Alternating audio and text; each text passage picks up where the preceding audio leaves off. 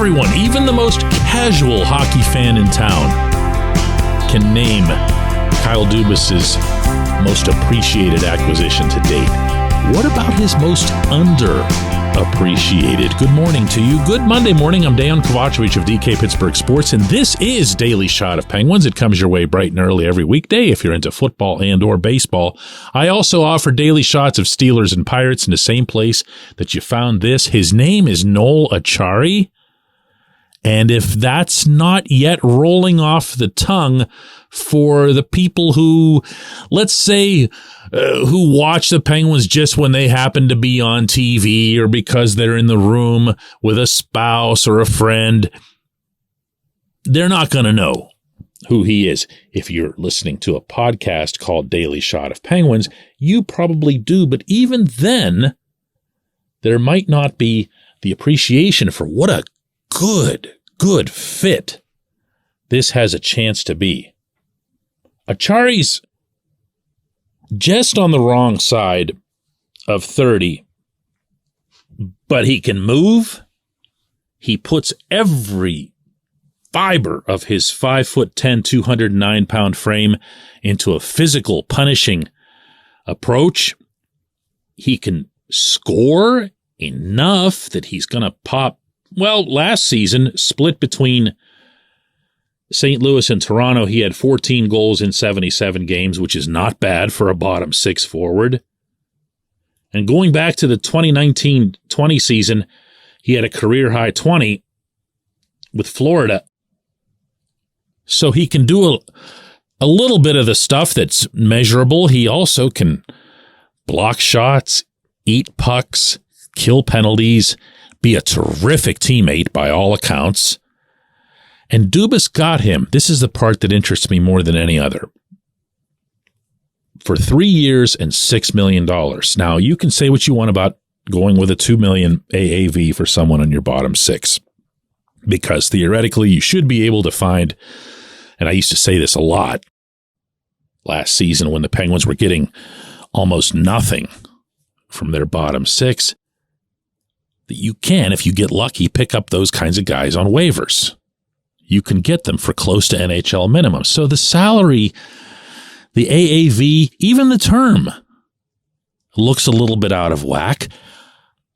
And then if you go back over Acciari's own history, just of his own contracts, you'll find that this is the highest he's ever been paid, even though, again, he's on the wrong side of 30. And it's the longest term he's ever gotten. So why did that happen at this stage of his career? Here again, my first thought was Dubas was, of course, the Maple Leafs general manager who acquired Acciari from the Blues.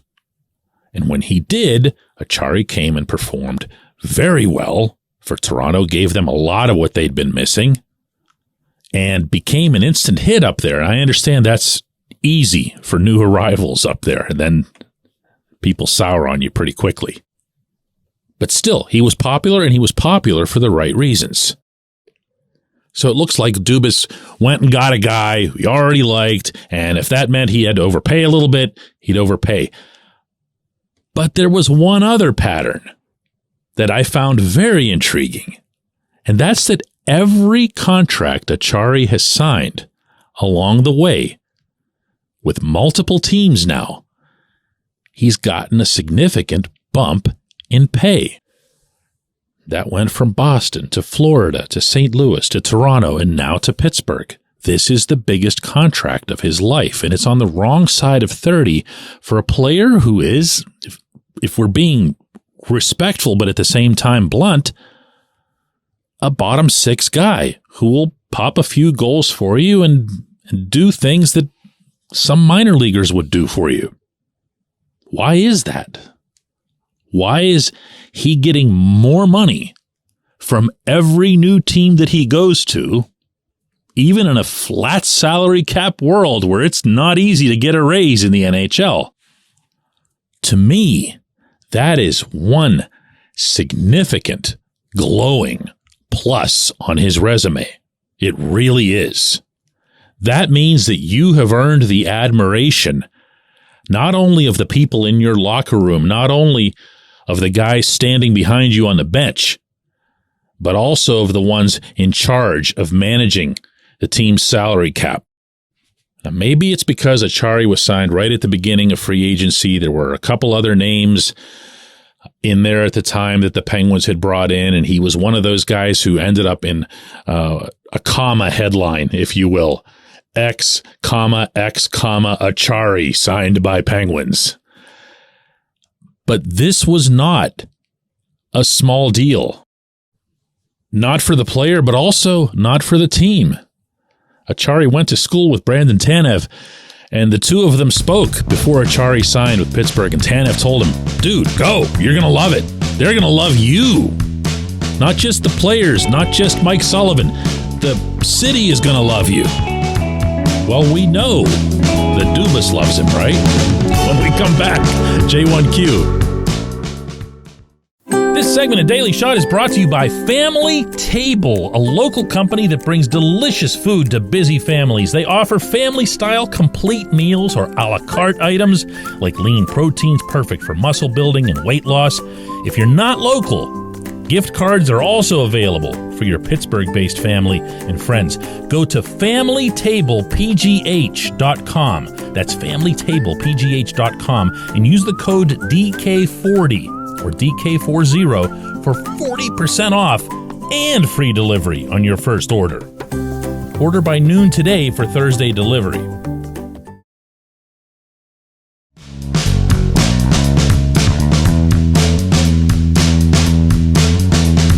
Today's J1Q comes from Eric, who says, DK, I'd like to ask a general NHL question. There are many mixed opinions about the extra point that gets awarded for overtime and shootout wins in the regular season. I feel like it makes regulation wins a little less important, even though it becomes a tiebreaker for playoffs. I've often thought that awarding 3 points for a win, 2 points for an OT or shootout win, 1 point for an OT or shootout loss, 0 points for a regulation loss would be a better scoring system. Do you have any thoughts about this? Thanks for all your coverage. I appreciate that, Eric. I do have thoughts on it, but then I end up picking up those thoughts on a figurative piece of paper, crumpling it up, and dropping it into the nearest wastebasket. And here's why. Hockey does way too many things to alienate itself from new fans. We have finally, over recent years, seen the NHL's standings normalized to the point where you know who's in what conference, you know who's in what division, and for the most part, you can explain the standings without really struggling. You could probably do even the more intricate components to the standings in, a minute and a half, 2 minutes? What you don't want to do is have a situation where the teams are headed to overtime, and this is my view, and you feel, to an extent, like your team's already lost something. Stick with me on this. The Penguins are, I don't know, they're down 3-2 entering the third period. They score a goal in the final 5 minutes. They get to OT. It's 3-3. Your team still has a chance to have a very exciting moment in your building. And you've already lost something, because just by going to overtime, you've lost out on that third point. It takes something away from what could be a really, really cool moment. You know, when your team scores in overtime, the way you react now as a fan in the seats when Sidney Crosby, Evgeny Malkin, Chris Letang gets a goal in OT is, yes, we did it. We won. It was a little tough there, a little hairy, but we pulled it out and we won. And then the wise ass sitting next to you says, no, we didn't. The Capitals won in regulation, and so we actually lost a point on them in the standings. No one wants that. No one wants that. No one wants a win to be a partial loss. Do you see what I'm saying?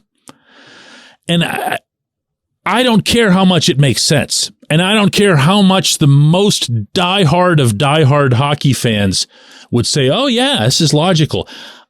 I believe that there is value in growing the game.